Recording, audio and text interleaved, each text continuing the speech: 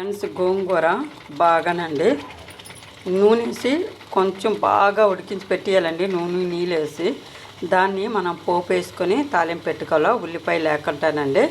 అందులో ధనియాలు జీలకర్ర పౌడరు మనకి ఏంటంటే జీలకర్ర ఆవాలు మినపప్పు వేసలేదండి. పోపు పెట్టుకోవాలి. ఎండుమిర్చి వేసి దీన్ని కొంచెం పులుపు చాలకపోతే చిన్న చింతపండు మనం గుజ్జుని తీసేసుకొని బాగా ఉడికించి పెట్టుకోవాలండి.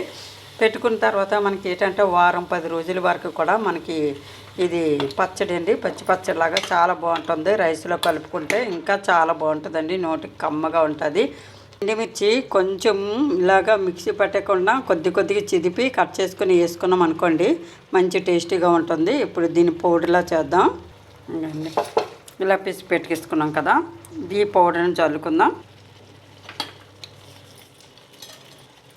మనం కొంచెం కలిపి పెట్టుకుందాం. ఇది గోంగూర పచ్చడి అయితే తయారైపోయింది ఫ్రెండ్స్. లైక్ చేయండి ఫ్రెండ్స్, సపోర్ట్ చేయండి ఫ్రెండ్స్. బాయ్ అండి.